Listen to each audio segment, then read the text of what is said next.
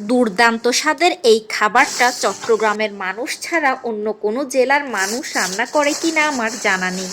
তবে এই খাবারটা আমি চট্টগ্রামের মানুষের কাছেই রান্না করা ও খাওয়া শিখেছি। আমার হাতে যেই মাংসের টুকরোটা দেখতে পাচ্ছেন, এটা হলো চট্টগ্রামের ঐতিহ্যবাহী কোয়াব। আর এই কোয়াবের রেসিপি আমার পেজে দেওয়া রয়েছে।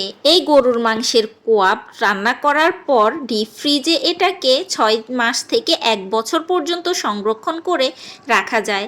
আমিও প্রায় 6 মাস এই কোয়াবটাকে সংরক্ষণ করে রেখেছি। এখন আমি এটাকে ডিপ থেকে বের করে নর্মাল টেম্পারেচারে আসা পর্যন্ত অপেক্ষা করব। আর যখন নর্মাল টেম্পারেচারে আসবে তখন এটাকে হাতের সাহায্যে ছিঁড়ে নিব। আপনারা দেখতেই পাচ্ছেন আমি কিভাবে কোয়াবের মাংসটাকে ছিঁড়ে চিকন চিকন করে নিচ্ছি।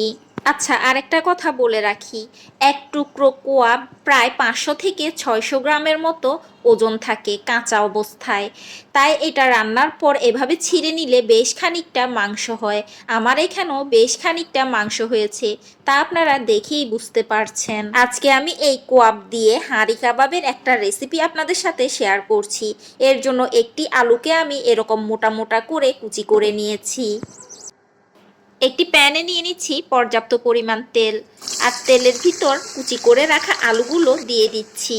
আর হ্যাঁ, তেলটা কিন্তু এই পর্যায়ে গরম থাকতে হবে। এই পর্যায়ে তেমন কোনো কাজ নেই, একটু লবণ দিয়ে জাস্ট আলুগুলোকে ভাজা ভাজা করে নিতে হবে। আর আলুগুলো যখন 50% ভাজা হয়ে যাবে তখন আমি এতে দিয়ে দিচ্ছি বেশ বড় সাইজের মোটা করে কেটে রাখা একটি পেঁয়াজ। আর এই পেঁয়াজটাকেও আলুর সাথে ভাজা ভাজা করে নিব। আলুগুলো যখন 90% সিদ্ধ হয়ে যাবে আর পেঁয়াজগুলো সফট হয়ে যাবে, এই পর্যায়ে আলুগুলোকে তেল থেকে উঠিয়ে নিতে হবে। একটি ছাঁকনির সাহায্যে আমি তেল ঝরিয়ে আলুগুলোকে উঠিয়ে নিয়েছি। সেম তেলের মধ্যে যে মাংসগুলো ছিঁড়ে ছিঁড়ে রেখেছিলাম সেই মাংসগুলোকেও ভেজে নিব। চুলার হাই হিটে মাংসগুলোকে লাল লাল করে ভেজে নিতে হবে। তারপর মাংসগুলোকেও তেল ঝরিয়ে উঠিয়ে নিতে হবে।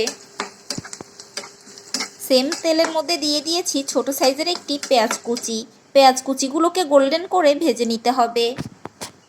দিচ্ছি 1 টেবিল চামচ আদা ও রসুন বাটা। আদা ও রসুন বাটাটাকেও একটু ভেজে নিব যতক্ষণ পর্যন্ত না এর সুন্দর একটি স্মেল ছড়ায়। এখন অ্যাড করে দিচ্ছি হলুদ গুঁড়ো, মরিচ গুঁড়ো, জিরা, ধনিয়া ও গরম মশলা গুঁড়ো। মোট কথায় মাংসের মধ্যে যাবতীয় যেই মশলাগুলো ব্যবহার করা হয় সবই আমি এখানে অ্যাড করে দিলাম।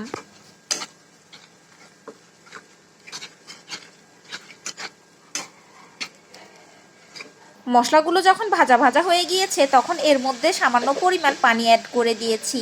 এখন এটাকে কষিয়ে নিতে হবে যতক্ষণ পর্যন্ত না এর উপরে তেল ভেসে উঠেছে।